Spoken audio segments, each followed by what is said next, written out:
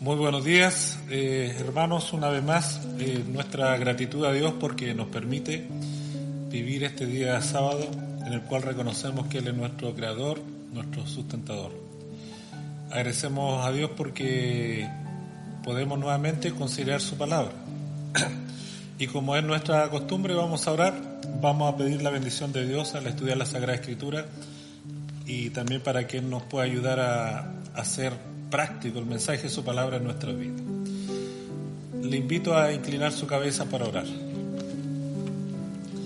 Buen Dios y Padre nuestro que estás a la altura de los cielos, en esta mañana te damos las gracias por tu amor, por tu misericordia, te damos las gracias por tu palabra y porque una vez más podemos abrirla, estudiarla. Queremos rogarte que tú nos ayudes por medio de tu Santo Espíritu para comprender el texto sagrado y sobre todas las cosas poder aplicarlo a nuestra vida cotidiana. Bendice a nuestros hermanos donde quiera que ellos se encuentren, acompáñales en sus problemas, sus dificultades y que el estar allí en nuestros hogares en esta hora de quietud puede ayudarnos a tener una mejor comprensión de tu amor y de tu misericordia. Te lo pedimos todo en el nombre de Jesús. Amén.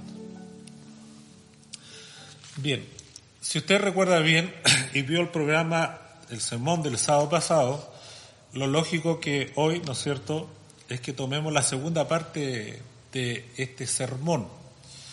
Y si repasamos lo que vimos, dijimos que de la estructura del libro de Daniel también podemos sacar grandes y hermosas lecciones para nuestra vida cristiana. Daniel, cuyo nombre es Dios es mi juez, divide su libro en dos grandes divisiones. La primera de ellas va del capítulo 1 al capítulo 7, que es la sección aramea, porque mayormente se escribió en ese idioma, y abarca historia y profecía.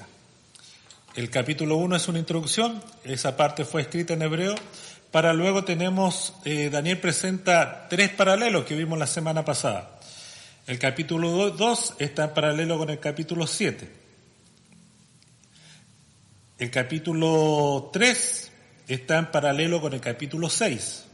El capítulo 4 en paralelo con el capítulo 5. En el primero, ¿no es cierto?, estos tres paralelos hablan del juicio de Dios. Dios juzga en primer lugar a las naciones, Dios juzga al pueblo de Dios y el pueblo de Dios sale reivindicado, y finalmente Dios juzga al individuo, al ser humano, que está expresado allí en la figura de dos reyes, Nabucodonosor y su nieto Belsasar. Y las decisiones de ambos, ¿no es cierto?, determinan su salvación o perdición. Ahora, todo el libro de Daniel tiene cuatro grandes bosquejos proféticos. El primero de ellos es en el capítulo 2, donde encontramos una extensa introducción donde Daniel explica lo que pasa allí en la corte del rey con el sueño que tiene Nabucodonosor. Y aquí se expresa, ¿no es cierto?, a través de esta gran figura que ve Nabucodonosor, se expresa el juicio de Dios a las naciones, que finalmente establece su reino expresado por medio de esa roca en este mundo. Daniel 7, que es el sueño que tiene ahora el profeta Daniel, no tiene una gran introducción. Solo un dato histórico, inmediatamente empieza él a describir lo que vio, lo que soñó. Es Daniel el que sueña aquí. Y a través de la figura de cuatro grandes bestias, ¿no es cierto?, nos presenta nuevamente el juicio a las naciones. Y va dando un detalle mayor a lo del capítulo 2. En el capítulo 8 encontramos la gran profecía del santuario, el lugar donde Dios realiza su juicio. A favor, este juicio del pueblo de Dios es a favor del pueblo de Dios y en contra del diablo y de sus aliados. Y finalmente encontramos Daniel capítulo 10 al 12, en donde encontramos un detallado desarrollo de la historia humana. Partiendo desde Medo-Persia, no involucra a Babilonia porque ya estaba en su ocaso, hasta la segunda venida y el establecimiento del reino de Dios en esta tierra. Debemos ser así, que en esta estructura que tiene Daniel, que el capítulo 9 es, ¿no es cierto?, algo importante y diferente. Daniel 9 tiene una naturaleza un tanto distinta a la profecía de capítulo 8. Daniel 8 y Daniel 9 es toda una unidad. El capítulo 9 de Daniel se concentra en el futuro del pueblo judío y de su Mesías, del Cristo, en vez de estar preocupado del mundo que rodea al pueblo de Dios. Ahora, estos 4 grandes bosquejos que encontramos en el libro de Daniel, Daniel 2, Daniel 7, Daniel 8 y Daniel del 10 al 12, están conectados como una serie de circuitos eléctricos. Son 4 circuitos y cada uno de ellos va aumentando en detalle hasta llegar a los capítulos 11 y 12, donde encontramos una gran cantidad de detalles históricos sorprendentes. Podríamos decir que en Daniel 2, el profeta comienza con un gran telescopio, donde nos muestra un bosquejo general del desarrollo de la historia del mundo desde los días de Babilonia hasta cuando venga Jesucristo. Para terminar en los capítulos 11 y 12 con un gran microscopio, donde nos va demostrando o nos muestra detalles de la historia humana y cómo, ¿no es cierto?, esto se relaciona con el pueblo de Dios, con la palabra de Dios y también con el Mesías. Terminando también con la venida de este gran Miguel que está de parte del pueblo de Dios. Pues bien, ahora veamos la segunda sección del libro de Daniel. Dijimos que la primera, que es aramea, va del capítulo 1 al capítulo 7. La segunda va del capítulo 8 al capítulo 12, donde el capítulo 7 se conforma o actúa como un capítulo bisagra entre ambas secciones. Entre la sección histórica, que es la primera, y la sección profética. El capítulo 7 está conectado con la primera parte con el uso del idioma, que es en arameo. Y está conectada con la segunda parte con el aspecto profético, con su contenido profético que tiene el capítulo 7. Ahora, aparte de estas conexiones, encontramos otras conexiones en la estructura, en esta segunda estructura que es netamente profética e histórica y que está íntegramente escrita en hebreo por inspiración divina. En primer lugar, esta sección profética del capítulo 8 al capítulo 12 describen algo de los mismos eventos, el desarrollo de la historia humana hasta el establecimiento del reino de Dios. Abarcan algo de los mismos periodos de tiempo. Los capítulos 8 y 9 están conectados por el factor tiempo. En el capítulo 8 nos habla de 2300 tardes y mañana o 2300 años. Y el capítulo 9 nos habla de 70 semanas o 490 años que están relacionados con el pueblo de Israel y la aparición del Mesías príncipe. Ahora, los capítulos 9, 8 y 7 traen a la vista los pasos sucesivos en el ministerio de Cristo en favor de su pueblo, los cuales nos resultan fáciles de reconocer, pues están dadas en el orden del pensamiento semítico, el cual es totalmente diferente a nuestro pensamiento moderno occidental. ¿Cómo es que usted y yo razonamos? Hay 2 formas de razonar, de expresar las ideas o los acontecimientos. Por un lado podemos partir del efecto a la causa, del efecto, el resultado al origen.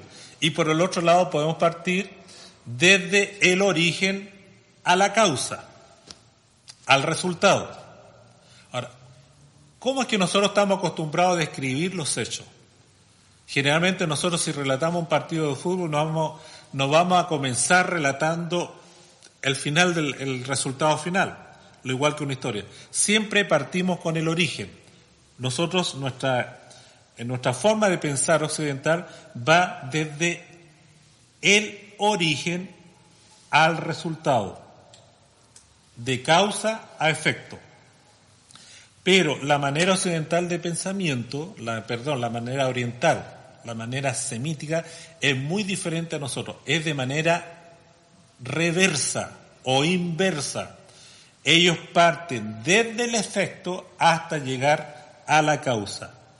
Y en la medida que nosotros comprendemos esta forma de razonamiento, nos va a ayudar a comprender de mejor manera la construcción de estas profecías bíblicas y de comprender de mejor manera el rol de Jesucristo en favor suyo y en favor mío. Y allí vamos a encontrar una progresión lógica en la obra de Jesucristo, de la cual habla el libro de Daniel. Entonces, teniendo en mente eso, en esta mañana vamos a estudiar esta sección partiendo, ¿no es cierto?, como nosotros podríamos, no es más efectivo verla, o es más lógico verlo. Nos vamos a partir del capítulo 7. Se recomienda a partir del capítulo 9.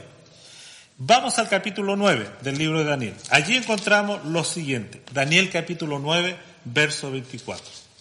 Dice así, entre paréntesis, el capítulo 9 está unido con el capítulo 8, aun cuando entre ambas redacciones hay una diferencia de 10 años. Pero hablan, ¿no es cierto?, de lo mismo, porque el mismo ángel, ¿no es cierto?, le viene a explicar a Daniel esta parte de la profecía que no se le explica en el capítulo 8. Dice así, 9:24, Daniel 9:24. 70 semanas están determinadas sobre tu pueblo y sobre tu gran ciudad, que es Jerusalén. Esta profecía es netamente para el pueblo de Israel. Y aquí así lo determina. Y aquí, ¿no es cierto?, en el capítulo 9, nosotros encontramos 7 cosas que van a ocurrir en este tiempo profético, en estos 490 años. Dice lo siguiente, 70 semanas están determinadas, cortadas, sobre tu pueblo y sobre tu santa ciudad, para terminar la prevaricación, poner fin al pecado, expiar la iniquidad para traer la justicia perdurable, sellar la visión y la profecía y ungir al santo de los santos. Y después agrega, sabes pues y entiende que desde la salida y de la orden para restaurar y edificar a Jerusalén hasta el Mesías príncipe habrá 7 semanas y 62 semanas. Se volverá a edificar la plaza y el muro en tiempo angustioso. Y después de las 72 semanas se quitará la vida al Mesías, mas no por sí, y el pueblo de un príncipe que ha de venir destruirá la ciudad y el santuario. Su fin será con inundación y hasta el fin de la guerra durarán las devastaciones. Y por otra semana confirmará el pacto con muchos.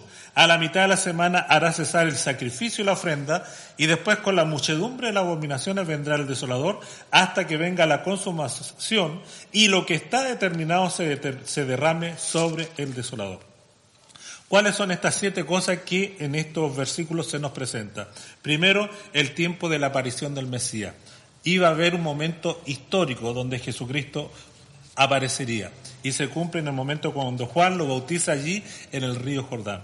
Segundo, este Mesías sería cortado, sería asesinado, es lo que pasa con Jesús en el año 31. Este acto de Cristo daría fin al sistema de sacrificio, cuando se rasga, ¿no es cierto?, el velo del templo desde arriba hacia abajo. Confirmará el pacto con muchos, la predicación del Evangelio, ¿no es cierto?, a los gentiles. Expiará la iniquidad. Sexto, traerá la justicia perdurable, que es Cristo, y finalmente va a ungir al santo de los santos, que no es otra cosa que el santuario celestial, y ungir, ¿no es cierto?, a Cristo como su gran sumo sacerdote, de acuerdo a los versículos 24 al 25. Entonces, en el capítulo 9, todo gira en torno a una persona. Esa persona es Jesucristo. Por eso Juan, cuando ve venir a Jesucristo al Jordán, lo presenta de esta manera, San Juan 1:29. El siguiente día vio Juan a Jesús que venía a él y dijo, he aquí que goza el Cordero de Dios que quita el pecado del mundo. El cuadro que nos presenta el capítulo 9 de Daniel es a Cristo como nuestro sacrificio, al Cordero de Dios que quita el pecado del mundo, a este siervo sufriente que describe allí el libro de Isaías en el capítulo 53. Su sacrificio, el sacrificio de Cristo en la cruz, es el fundamento de nuestra salvación y de nuestra redención. Sin Cristo y sin su muerte en la cruz, usted no es ni somos nada. No somos ni tenemos absolutamente nada. El mensaje de Dios y el mensaje de toda la Biblia es un mensaje centrado en la persona de Cristo y en lo que Él ha hecho por usted y por mí en la cruz del Calvario. Como adventista del séptimo día, queridos amigos y hermanos, no tenemos otra cosa más importante que presentar al mundo que presentar a Jesucristo y su sacrificio en la cruz en favor de nuestras vidas. Esto es lo primero que nosotros tenemos que presentar al mundo. A un Cristo, como dijo Pablo, y a un Cristo crucificado. Porque sin Jesucristo y su muerte en la cruz, nuestro evangelio es vano. Por eso dice el verso áureo, San Juan capítulo 3, verso 16. Porque de tal manera amó Dios al mundo que ha dado su Hijo unigénito para que todo aquel que en él crea no se pierda, mas tenga vida eterna. Y San Juan capítulo 3, ¿no es cierto?, versículo 14 y 15. Como Moisés levantó la serpiente en el desierto, así es necesario que el Hijo del Hombre sea levantado. No debemos cansarnos de levantar a Cristo y su muerte en la cruz en favor nuestro. Y precisamente es esa la obra que se nos ha encomendado a través de la profecía bíblica. Como iglesia remanente, Apocalipsis 14, verso 6. Vi volar por el medio del cielo otro ángel que tenía, ¿qué cosa? El evangelio eterno para predicarlo a los moradores de la tierra. ¿Cuál es este evangelio eterno? La buena nueva salvación, que Cristo Jesús murió por usted y por mí. Entonces el centro, el corazón del capítulo 9 está en Jesucristo y en su muerte por nosotros en la cruz del Calvario. Nos presenta a Jesús como el Cordero de Dios. Nos presenta a Jesús y su sacrificio. Ahora, el capítulo 8, recuerden que vamos retrocediendo en esta secuencia lógica. El capítulo 8 es una profecía de un carácter diferente, aun cuando está contenida, ¿no es cierto?, el capítulo 8 y el capítulo 9 en una misma visión, pero encontramos dos visiones. El capítulo 8 tenemos una visión Jasón, que es una visión de bestia, que ya lo hemos estudiado en unas predicaciones anteriores. Es una visión, ¿no es cierto?, con símbolo, con bestia, con animales. A diferencia de la marea del capítulo 9, que es un diálogo entre estos dos ángeles y que se le explica a Daniel en el capítulo 9, la visión de las tardes y la mañana. Y esta visión del capítulo 8, que habla de bestias, reinos y cuernos, nos muestra con acciones simples que van a caracterizar el devenir de la historia humana. Nos muestra ese desarrollo. Y el desarrollo de esta primera mitad de la profecía de Daniel, capítulo 8 y 9, ¿no es verdad?, es comprendido por prácticamente de la misma manera por todos los grandes teólogos. ¿Por qué? Porque la misma profecía, ¿no es cierto?, del capítulo 8 se explica. Y se comienza diciendo a Daniel, ¿no es cierto?, en esta Jasón del capítulo 8, la acción comienza con ese carnero de dos cuernos, que se le dice que es Medio Persia, que después derrotado por el macho cabrío, que es, ¿no es cierto?, el reino griego, con su rey primero, con su gran cuerno, que es Alejandro el Grande, que luego este cuerno sería dividido en 4 partes, que es la división del imperio greco-macedónico, en sus 4 generales, Casandro, Lisímaco, Ptolomeo y Seleuco, y para dar paso al surgimiento de un cuerno pequeño, que representa, ¿no es cierto?, a Roma en sus 2 fases, la Roma imperial y la Roma papal. Ahora, en el clímax de lo que nos dice allí el capítulo 8, si nosotros vamos al capítulo 8, dice lo siguiente, el verso 8 en adelante. De nuevo vamos a leer. Y de uno de ellos, de esos cuernos, salió un cuerno pequeño que creció mucho al sur, al oriente, hacia la tierra gloriosa. Se engrandeció hasta el ejército del cielo y parte del ejército de la estrella echó por tierra y las pisoteó. Aún se engrandeció contra el príncipe de los príncipes, o el príncipe de los ejércitos, y por él fue quitado el continuo y el lugar de santuario fue echado por tierra. Y a causa de la prevaricación le fue entregado el ejército junto con el continuo y echó por tierra la verdad e hizo cuanto quiso y prosperó. Entonces hay un santo que hablaba y otro de los santos preguntó a aquel que hablaba, ¿hasta cuándo durará la visión del continuo y la prevaricación asoladora entregando el santuario y el ejército para ser pisoteado? ¿Qué encontramos aquí en el clima del desenlace de esta profecía de Daniel capítulo 8? Encontramos un gran conflicto entre el príncipe del ejército del cielo y el cuerno pequeño, ¿no es verdad?, que involucra un plan de salvación. En primer lugar, un plan de salvación que presenta este gran príncipe del ejército de Dios, presentado por el verdadero sumo sacerdote, y que actúa en un templo no hecho por mano humana, en el templo celestial.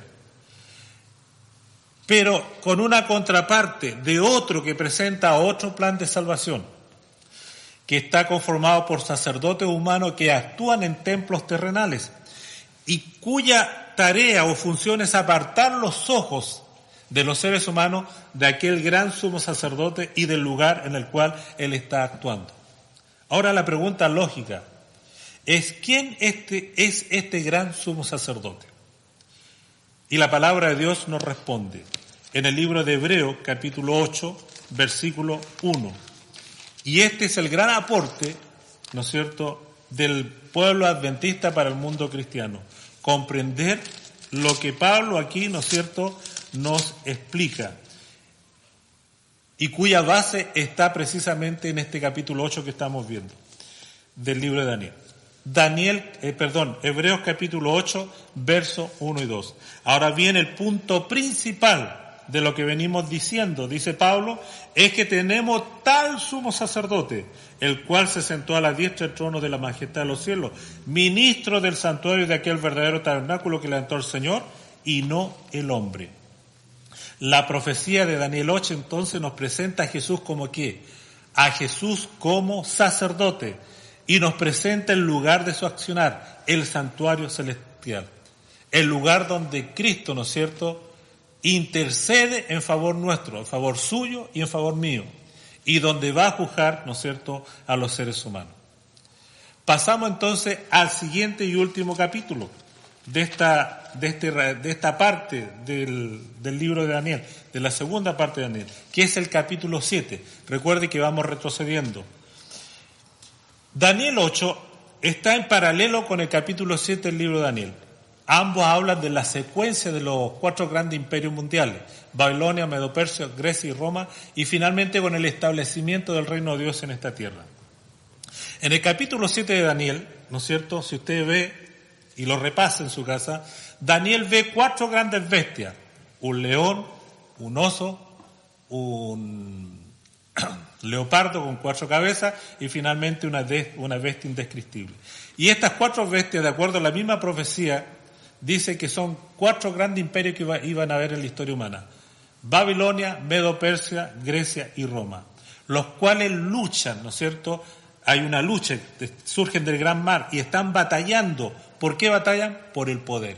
Y en medio de esa lucha, estas naciones, ¿no es cierto?, a su tiempo cuando gobiernan, pisotean al pueblo de Dios, persiguen la verdad, la palabra de Dios, y finalmente, ¿no es cierto?, atacan al Cristo, al Mesías, al príncipe de los príncipes.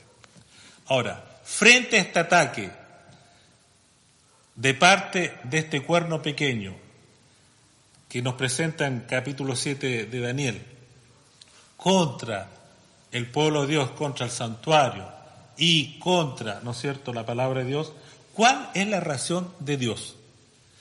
¿Cómo Dios actúa frente a este ataque? ¿Cómo Dios le responde a estas bestias, reino y cuerno que luchan por el poder y pisotean al pueblo de Dios? Daniel capítulo 7, versículo 9 y verso 10. Mire lo que nos dice ahí. Aquí encontramos en el capítulo 7 escenas, acciones que ocurren en el plano nuestro, el desarrollo de las bestias, pero Daniel, ¿no es cierto?, es tomado en visión y se les quita su mirada de lo que ocurre en el mundo para llevarlo a un plano superior, a lo que ocurre no en el mundo, sino que lo que ocurre en el cielo. Y allí, ¿no es cierto?, tenemos 2 momentos que pasa eso. En el versículo 9 y 10, y los versículos 13 y 14. Dice: estuve mirando hasta que fuera un puesto trono, y se sentó un anciano de día, cuyo vestido era blanco como la nieve, y el pelo de su cabeza como lana limpia. Su trono llama de fuego, y la rueda del mismo fuego ardiente. Un río de fuego procedía y salía delante de él. Millares de millares le servían, millones de millones asistían delante de él. El juez se sentó y los libros fueron abiertos. Luego, verso 13, miraba yo en las visiones de la noche, y aquí con las nubes del cielo venía uno como hijo de hombre, que vino hasta el anciano de día y le hicieron acercarse delante de él. Le fue dado dominio, gloria, reino, para que todos los pueblos, naciones, lenguas le sirvieran, y su dominio es dominio eterno que nunca pasará, y su reino uno que nunca será destruido. Aquí se nos presenta una escena, ¿no es cierto?, de juicio, una escena de juicio que ocurre ¿dónde? Donde está el trono de Dios, el santuario de Dios, ¿no es cierto?, donde Dios está sentado. Nos presenta un trono no vacío, un trono que está ocupado, que tiene dueño, y que es, ¿no es cierto?, el gran juez de esta tierra, el Dios del cielo. Estos versículos son una visión de ese santuario celestial, del juicio investigador, del trono de Dios. Y aquí, ¿no es cierto?, en este juicio nosotros podemos encontrar tres cosas, en este juicio que Dios hace. Primero, versículo 22, Daniel 7, 22, dice: hasta que vino el anciano de días, y se dio el juicio a los santos del Altísimo, llegó el tiempo y los santos recibieron el reino. Hermano, la historia que presenta la palabra de Dios nos dice que el reino de Dios, ¿no es cierto?, va a permitir que el pueblo de Dios termine reinando. Los santos reciben el reino. Segundo, el cuerno pequeño, la bestia y sus aliados son destruidos. Versículo 11, mire lo que dice allí. Yo entonces miraba acaso al sonido de las grandes palabras que hablaba el cuerno. Miraba hasta que mataron a la bestia y su cuerpo fue destrozado y entregado para ser quemado en el fuego. No nos equivoquemos. Los poderes humanos que sirven al diablo llegarán a su término. El mar no va a prevalecer para siempre. El Dios del cielo, ¿no es cierto?, tiene la garantía o nos presenta la garantía de que estos poderes serán destruidos. Y finalmente, el versículo 13 y 14, miraba yo en las visiones de la noche, y aquí con la nube del cielo venía uno como hijo del hombre, que venía hasta el anciano de día, y le hicieron acercarse delante de él. Le fue dado dominio, gloria, reino, para que todos los pueblos, naciones, lenguas le sirvieran. Su dominio es dominio eterno que nunca pasará, y su reino es uno que nunca será destruido. La soberanía del eterno reino de Dios es reconfinada, entregada en las manos ¿de quién? Del Hijo del Hombre. ¿Y quién es este Hijo del Hombre? Nuevamente vayamos a la Biblia, porque la Biblia es su propio intérprete. Nos dice allí en Lucas, capítulo 19, palabra expresada por el mismo Señor Jesucristo. Lucas, capítulo 19, versículo 10. Dice: porque el Hijo del Hombre, hablando de sí mismo, vino a buscar y a salvar lo que se había perdido. ¿Quién es el Hijo del Hombre? Jesucristo. ¿A quién es dado entonces el reino? ¿Quién recupera el reino de este mundo? Nuestro Señor Jesucristo. San Juan capítulo 18, versículo 36. Mire lo que presenta allí. ¿Qué dice San Juan 38, versículo 36? Respondiendo Jesús dijo: mi reino no es de este mundo. Si mi reino fuera de este mundo, mis servidores pelearían para que yo no fuera entregado a los judíos. Pero mi reino no es de aquí. Jesucristo, ¿no es cierto?, tiene en su mano el reino de los cielos y va a recuperar por medio de su muerte en la cruz, ¿no es cierto?, va a recuperar este reino para sí mismo. Y Apocalipsis capítulo 14, mire cómo presenta a Jesucristo, a este Cordero de Dios que quita el pecado del mundo. Apocalipsis 14, verso 14, dice lo siguiente: miré aquí una nube blanca, y sobre la nube uno sentado, semejante al Hijo del Hombre, que tenía en la cabeza una corona de oro y en la mano una hoz aguda. Jesucristo sentado en su trono, porque Él juzga, reina y vence. Entonces Daniel capítulo 7, el corazón de la profecía de Daniel, ¿no es cierto?, en esta sección, tiene como personaje central a Jesucristo. ¿Y a Cristo como qué? A Cristo como Rey de Reyes y Señor de Señores. Entonces, en estos tres capítulos, capítulos 9, 8 y 7, nosotros encontramos tres cuadros que nos presenta Daniel. Y estos tres cuadros están en el corazón de cada una de estas secciones que conforman el corazón de esta segunda sección de la división, ¿no es cierto?, del libro de Daniel, de la estructura del libro de Daniel. Daniel 9 nos presenta a Jesús como sacrificio, Daniel 8 nos presenta a Jesús como sacerdote y Daniel 7 nos presenta a Jesús como Rey de Reyes y Señor de Señores. Ahora, ¿por qué estos cuadros no son presentados de una manera lógica, vale decir, en una secuencia lógica como nosotros la vemos, vale decir, desde el inicio hacia su término? Primero sacrificio, que es lo lógico, sacerdocio y rey, que es cómo sucedieron los hechos. ¿Por qué están presentados de manera inversa? Porque empieza con el capítulo 7, rey, sacerdote y sacrificio. No nos olvidemos de lo que vimos al principio, de este gran detalle de la forma de pensamiento hebrea o semítica, que va desde el resultado, desde el efecto a la causa. Y cuando nosotros lo estudiamos de nuestra manera, desde el inicio hacia el resultado, nos da sentido.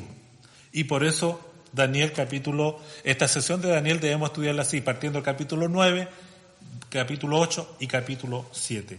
Y, ¿no es cierto?, vamos comprendiendo estas claras funciones de Jesucristo en favor suya y mía, para que usted tengamos el privilegio de obtener la vida eterna. Jesús muere por nosotros en la cruz, Jesucristo asciende al cielo, intercede por usted y por mí, y vendrá de allí, ¿no es cierto?, por segunda vez, para llevarnos a ese reino que no tendrá fin. Ahora, existen algunas relaciones entre los capítulos 9 y 7 que sería bueno que la consideráramos brevemente en esta mañana. La primera de ellas es que hay una relación temática, la cual se ve a medida que comenzamos a leer el libro de Daniel, desde su comienzo. Pero al llegar al capítulo 7, vemos el cuadro de un rey mesiánico. Y cuando vemos a este rey mesiánico que se presenta en el capítulo 7, surgen algunas preguntas. ¿Quién es este ser? ¿Quién es este hijo del hombre? ¿De dónde viene? Y Daniel 8 nos da la respuesta. ¿Y cuál es la respuesta? Nos dice Daniel 8 que este ser, ¿no es cierto?, que llega a ser el rey, lo llega a ser porque primero fue, ¿qué cosa? Primero fue sacerdote. Es, ¿no es cierto?, el Mesías, el Cristo. Y el capítulo 8 nos presenta que este rey, ¿no es cierto?, que lo fue porque es sacerdote, lo fue porque primeramente, ¿qué es lo que es? Es el Mesías, el Cordero de Dios que quita el pecado del mundo. ¿Y qué es lo que presenta el capítulo 9 del libro de Daniel? A Cristo como el Mesías, como el Cordero. Y esto concuerda, ¿no es cierto?, con lo que nos dice allí 1 Timoteo capítulo 2, verso 5. Pablo, ¿qué es lo que escribe acá por inspiración divina? 1 Timoteo capítulo 2, versículo 5. Porque hay un solo Dios y un solo mediador entre Dios y los hombres. ¿Quién? Jesucristo, hombre. Ahora, ¿cómo Cristo, ¿no es cierto?, es calificado para ser sacerdote y para ser rey? Precisamente lo que dice el capítulo 9. Jesucristo tiene algo que ofrecer. ¿Y qué es lo que ofrece? Jesucristo ofrece su vida en favor nuestro. Entonces el sacrificio del Mesías del capítulo 9 capacita al sacerdote del capítulo 8 y capacita a este sacerdote para ser el rey del capítulo 7. Existe también una relación temporal. Daniel 9 es la profecía más corta en cuanto a tiempo. Abarca 70 semanas del año, ¿no es cierto?, 457 al año 34 de la era cristiana, y tiene que ver con el pueblo de Israel y el Mesías. Cuando Jesús viene a este mundo, nace, ¿no es cierto?, se desarrolla, vive y muere bajo el imperio, ¿no es cierto?, romano, es sacrificado en la cruz del Calvario, resucita y asciende al cielo en el año 31 para interceder en favor suyo y mío. Ahora, Daniel 8 es de una extensión mediana de tiempo, porque parte desde Medio Persia y se extiende por 2300 tardes y mañanas, 2300 años, desde el año 457 a.C. hasta el año 1844, cuando se inicia el juicio investigador, cuando el sacerdote Daniel 8 ha estado funcionando en su santuario, ministrando en favor de su pueblo. Pero también su contrapartida, que es el diablo, también actúa acusando a los escogidos. Pero finalmente él y sus secuaces serán destruidos, porque de acuerdo a Daniel capítulo 8, verso 12, su reino va a llegar a su término. Ahora, Daniel 8, aun cuando nos habla de un juicio, no se refiere de manera liberada o deliberadamente a la recompensa de los justos. ¿Y cuál es la recompensa de los justos? Es la vida eterna. Pero esto recién va a ser mostrado en la profecía de Daniel capítulo 7, porque se va de efecto a causa. Y Daniel 7 nos muestra la culminación final, cuando el Rey de Reyes vuelva y establezca su reino definitivo. Y en ese sentido Daniel 7, ¿no verdad?, es la profecía con una extensión más amplia del tiempo, que no solamente llega hasta 1844, sino que comienza desde Babilonia hasta finalmente el establecimiento del reino de Dios y que durará eternamente y para siempre. Y nosotros debemos estar agradecidos porque la palabra de Dios nos presenta de manera clara el devenir de la historia humana y cómo Dios actúa en nuestro favor, siendo nuestro Cordero, siendo nuestro sacerdote y nuestro gran Rey de reyes y Señor de señores. Entonces Daniel 9 es una profecía en cuanto a tiempo, de acuerdo a lo que estamos viendo ahí en el cuadro que se nos está mostrando, es una profecía más breve. Daniel 8 es una profecía de un tramo de tiempo moderado, y finalmente Daniel capítulo 7 es la profecía en cuanto a tiempo más extensa en esta parte de la sesión de Daniel. Y por último tenemos relaciones espirituales. Ahora, queridos hermanos, estamos haciendo este estudio de la palabra de Dios para que tengamos el conocimiento, pero no solamente para que tengamos el conocimiento, porque de nada vale conocer la palabra de Dios si esto que está en la Escritura, estas profecías que aquí encontramos, no las aplicamos a nuestra vida diaria. No obtenemos para nosotros lecciones prácticas. ¿Cómo estos aspectos de Daniel nos afectan a nosotros como personas y como individuos? Estas profecías nos deben llevar a usted y a mí a tener una experiencia espiritual más cercana con Dios, más cercana con su Hijo, Jesucristo, quien intercede por nosotros. Estas profecías nos mencionan o nos muestran tres funciones en cuanto a Jesucristo y tres acciones de parte de Jesucristo que también deben afectar y deberían afectar nuestra vida. A través de Daniel capítulo 9 miramos hacia el pasado, hacia un hecho concreto en la historia humana que dividió este mundo, la muerte de Jesucristo. Hay un antes y después de la aparición de Jesucristo. Somos llevados hacia el Calvario. Lo contemplamos a Cristo en la cruz del Calvario en Daniel capítulo 9, el Cordero de Dios que quita el pecado del mundo. Y allí, a los pies de la cruz, debemos experimentar el arrepentimiento para recibir el perdón de nuestros pecados. Ese perdón que Jesús nos garantiza allí, ¿no es cierto?, en la cruz del Calvario. Y este perdón lo tenemos no por nuestros méritos, sino que los méritos son de Jesucristo, porque Él murió por usted y por mí. San Juan 3:16, nuevamente recordemos el versículo, porque de tal manera amó Dios al mundo que ha dado a su Hijo unigénito, para que todo aquel que en Él cree no se pierda, mas tenga vida eterna. Y Mateo capítulo 26, si leemos allí versículo 28, dice así, Mateo 26, 28. Porque esto es mi sangre del nuevo pacto que por muchos derramada, ¿para qué? Para remisión de pecado. Daniel nos lleva entonces a la cruz. hacia aquel momento pasado cuando Jesucristo, ¿no es cierto?, murió por nosotros. Y al ver a este Cristo que muere por nosotros, no nos queda otra que aclamarlo como nuestro Redentor, como nuestro Salvador y Señor. Esto no es otra cosa que la experiencia de la justificación por fe, que obtenemos gracias al sacrificio de Jesús. Y este es el primer paso en la experiencia cristiana, nuestra primera, ¿no es cierto?, lección. Y como adventista del séptimo día, no hay otro mensaje más trascendental que debemos presentar al mundo, a un Cristo y a un Cristo crucificado. Pero no solamente la profecía se queda con este hecho del pasado de que Cristo murió por nosotros. Nuestra salvación no termina allí. Nuestra salvación también tiene un siguiente paso, y que es en el tiempo presente, es en el ahora, en el hoy. Y esto lo expresa el capítulo 8. Grafica el momento en que Cristo, este Cristo que muere en la cruz, ¿no es cierto?, y que resucita, asciende al cielo. Y a través de Daniel capítulo 8, nuestra mirada desde la cruz avanza hacia ¿dónde? Hacia el cielo, ¿no es cierto?, hacia el santuario celestial, donde Cristo, ¿no es cierto?, es presentado como nuestro gran sumo sacerdote, aquel que presenta su sangre en favor suya y en favor mío.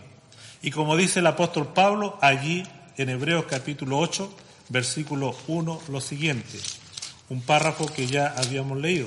Ahora bien, el punto principal de lo que venimos diciendo es que tenemos tal sumo sacerdote, el cual se sentó a la diestra del trono de la majestad en los cielos, ministro del santuario de aquel verdadero tabernáculo que levantó el Señor y no el hombre. 4, verso 15 del mismo libro, Hebreos 4, verso 15, dice, porque no tenemos un sumo sacerdote que no pueda compadecerse de nuestras debilidades, sino que uno que fue tentado en todo según nuestra semejanza, pero sin pecado. Y agrega el verso siguiente, acerquémonos pues, ¿cómo dice? Confiadamente al trono de la gracia para alcanzar misericordia y hallar gracia para el oportuno socorro. Allí, en el santuario celestial, el cual nos presenta Daniel 8, Jesucristo está en este momento actuando en favor suyo, intercediendo por usted, presentando sus méritos en favor suyo y mío. Por eso el apóstol Pablo, con decisión, expresa lo que dice Romanos 8, verso 34. Mire lo que dice ahí, Romanos 8, verso 34. ¿Quién es el que condenará?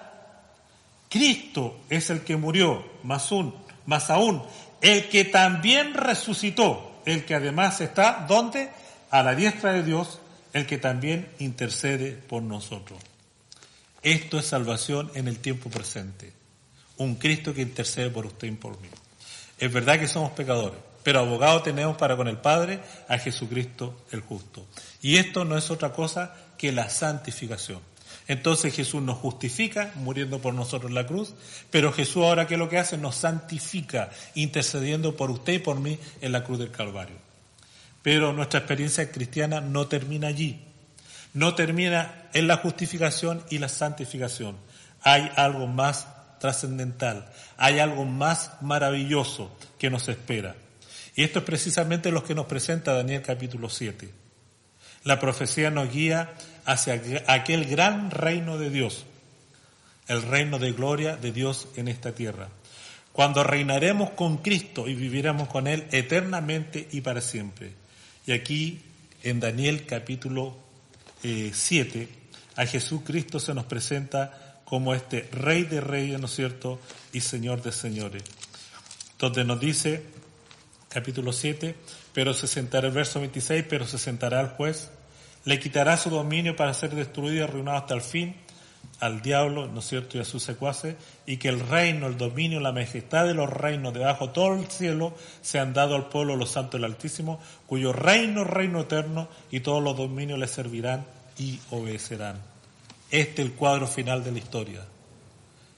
Jesucristo reinando en su ciudad capital, que es Jerusalén, pero reinando junto con sus santos, junto con usted y conmigo. Por eso Apocalipsis capítulo 17, versículo 14, presenta a Jesucristo de la siguiente manera, concordando con el mensaje, ¿no es cierto?, del libro de Daniel y de toda la Biblia. Dice Apocalipsis 17:14, pelearán contra el Cordero y el Cordero los vencerá porque Él es Señor de señores y Rey de reyes. Los que están con Él son llamados fieles, ¿no es cierto?, elegidos y fieles. Y finalmente Apocalipsis 19 dice lo siguiente, entonces vi el cielo abierto y aquí un caballo blanco y el que lo montaba se llamaba Fiel y Verdadero y con justicia juzga y también pelea. Sus ojos eran como llamas de fuego. Había en su cabeza muchas diademas y tenía un nombre escrito que ninguno conocía sino él mismo. Y agrega el verso 16, y su vestidura y en su muslo tenía escrito este nombre, Rey de Reyes y Señor de Señores. Ahora nosotros estamos viviendo en el tiempo de la gracia o en el reino de la gracia, pero muy pronto vamos a vivir en el reino de la gloria, donde van a ser reales las palabras del apóstol Pablo. Y con esto concluyo. Cuando dice Pablo en el capítulo 15 de Primera de Corintios, versículo 51, dice así, he aquí os digo un misterio, no todos dormiremos, no todos moriremos, pero todos seremos transformados en un momento, en un abrir y cerrar de ojos, a la final trompeta, porque se tocará la trompeta y los muertos serán resucitados incorruptibles y nosotros seremos transformados, porque es necesario que esto corruptible se vista en corrupción y esto mortal se vista en inmortalidad. Y cuando esto corruptible se haya vestido en corrupción y esto mortal se haya vestido de inmortalidad, entonces se cumplirá la palabra que está escrita, sorbida la muerte en victoria. ¿Dónde está, oh muerte, tu aguijón? ¿Y dónde, oh sepulcro, tu victoria? Queridos hermanos, aun cuando nos toca vivir tiempos difíciles, o podemos estar viviendo momentos personales difíciles, cualquiera sea este el origen, la palabra de Dios te invita a mirar mucho más allá. Mira hacia el Calvario, mira hacia ese Jesucristo que murió por ti en la cruz. Pero también mira a ese Jesucristo que ascendió al cielo y está intercediendo hoy por ti y por mí, para que tus pecados, para que mis pecados sean perdonados. La sangre de Jesucristo, su Hijo, nos limpia de toda maldad. Pero finalmente, proyéstate mucho más allá. Proyéstate cuando finalmente el reino de Dios sea establecido en esta tierra. Cuando tengamos el privilegio de vivir en ese mundo mejor, que dice Apocalipsis capítulo 21. En ese mundo, en ese cielo nuevo y tierra nueva, donde no va a haber dolor, donde no va a haber sufrimiento, donde no va a haber maldad, donde no va a haber depresión, donde no va a haber coronavirus, ni ninguna de las enfermedades que nos toca enfrentar, donde no va a haber desastre, donde no va a haber muerte, donde no va a haber injusticia, donde va a reinar Dios eternamente y para siempre. Todo eso está a tu disposición. Todo eso está a mi disposición. Ahora, ¿cómo esto puede ser nuestro? ¿Cómo esto puede ser tuyo y mío? Hay una sola alternativa. Haz de Cristo el centro de tu vida. Entrégale a Jesucristo tu corazón. Entrégale a ese sacerdote tu situación para que Él interceda por ti. Pero por sobre todas las cosas, entrégale a Cristo tu corazón para que Él sea el Rey de señores, el Rey de reyes en tu vida y en mi vida. Que el Señor te bendiga, para que la palabra de Dios sea algo efectivo en nuestra vida, para que seamos justificados, santificados y finalmente glorificados. Que Dios te acompañe en tu experiencia cristiana y en el desarrollo de esta semana que se nos aproxima. Les invito entonces a orar. Padre, gracias por tu palabra. Gracias por las profecías bíblicas que nos anuncian el devenir de la historia humana, pero también que nos muestran el accionar tuyo en favor de cada uno de nosotros. Te agradecemos por Jesús, nuestro Salvador, porque Él murió por nosotros en la cruz del Calvario, porque Él ascendió al cielo y en el santuario celestial está intercediendo por nosotros, y porque finalmente vendrá por segunda vez a buscarnos para vivir en ese mundo mejor. Ayúdanos, Padre, para que podamos cada uno de nosotros entregarte nuestra vida y nuestro corazón, para que tu sangre nos limpie todo pecado y toda maldad, y algún día tú nos des el privilegio de vivir contigo eternamente y para siempre. Que la bendición del cielo esté con nosotros en nuestra experiencia cristiana y al enfrentar esta semana que se avecina. En el nombre de Jesús oramos. Amén.